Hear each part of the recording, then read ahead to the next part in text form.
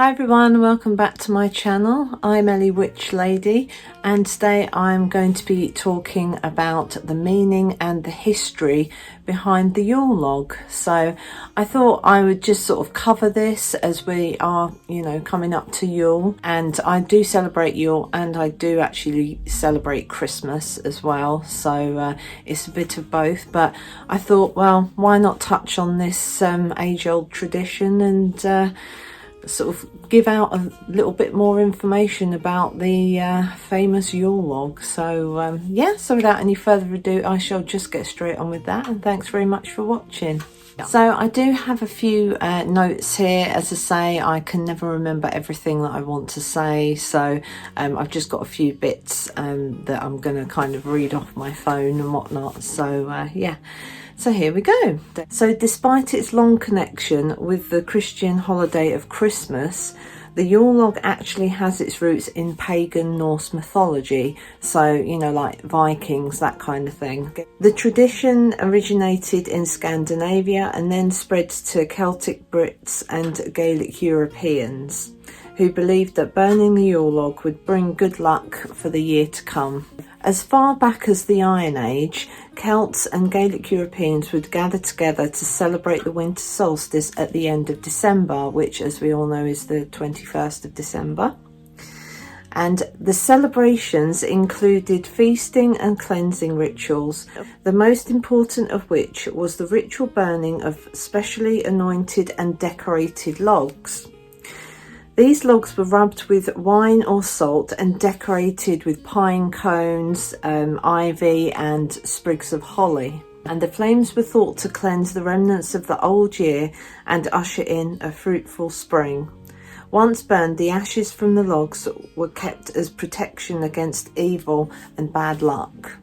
So when Christianity came to Europe in the 4th century, many families continued to celebrate the Yule log tradition inside their own homes, turning the pagan ritual into a practice associated with Christmas. So as a witch, I do have my own Yule log. Well, I say my own, it's kind of a shared thing, but it's just a decoration basically, and I'll show you that in a bit.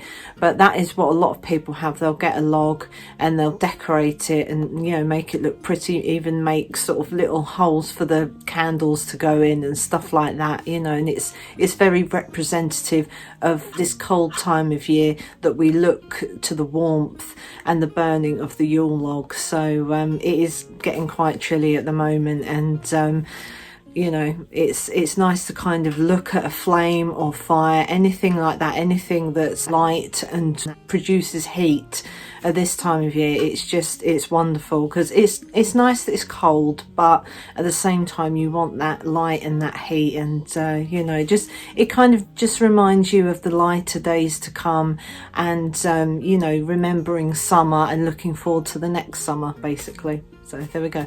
So traditionally, the Yule log had many rules, and failure to adhere to them risked misfortune. For starters, the logs couldn't be purchased. They had to come from the homeowner or from a neighbour's land.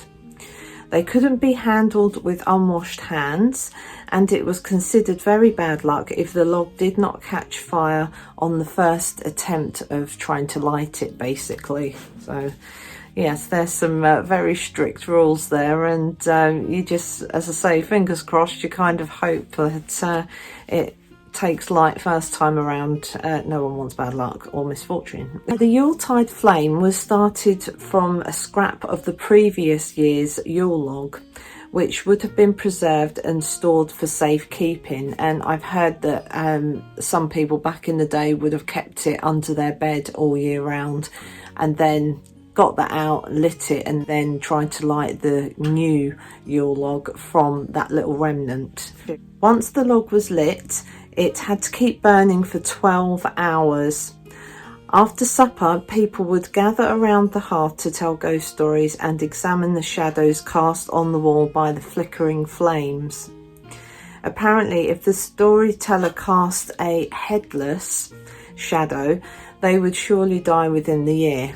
Well, that's a very cheery thought. So I don't think there'll be many storytellers casting a headless shadow, but you never know. So while the Yule log tradition has become less commonplace in recent years, it has had a resurgence with the popularity of videos featuring crackling Yule logs on websites such as YouTube. So you can, you just type in crackling fire into YouTube and it will bring up a whole load of videos with, log fires, whether it be a log fire in someone's home, as it were, or whether it's just outside, someone burning, a bit like a bonfire. But it's just nice, as I say, looking at that, imagining the heat and just hearing the crackling. It's just such a therapeutic sound, I think, anyway. So while they might not be started with the remnants of last year's log, the warmth and coziness of gathering with loved ones around the fire is sure to bring about some Yuletide cheer. So we do actually have like a open fire, as it were, in our house, in our home. So we're lucky to have that. And every time that fire is lit, it's just lovely to see the logs burning and the flames and all the rest of it. And the heat is just amazing. If you've come in from being outside and it's so cold, you come into that, sit in front of the fire, it's lovely. And people talk about toasting marshmallows. You can do that over the fire, and even make toast. We've done that before. So yeah, to have an open fire in the house is, it's lovely. And I'm lucky as well, because I think there's a lot of houses now, they don't have anything like that. It's just, those like gas fires, as it were, or people relying on, central heating and radiators and all that malarkey. So yeah, it's just lovely to be able to look at the flames and just to, see the brightness of them, to bring that light in, to have the heat as well. It is, it's wonderful. So I do have a Yule log, which I shall be showing you. And yeah, it's, as I say, it's not one that we're going to burn. It's just like a decorative thing, but just have that symbolism in the house, for me, is really, really important. I'm hoping, I don't know whether I'm going to be able to do it this year, but maybe next year, make a Yule log. That would be great.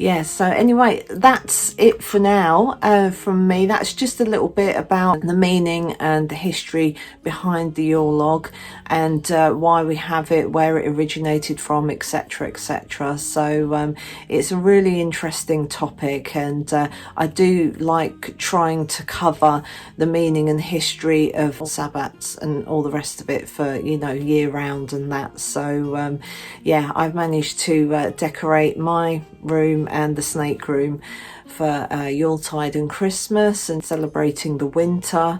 And yeah, I'm just happy it's a lot cooler now, because I sweat just ridiculously in the summer. So I'm glad it's winter and I could just put loads of like cozy warm jumpers and cardigans and things like that on, and fluffy socks and stuff. So there's only so many layers you can take off in the summer before it becomes illegal.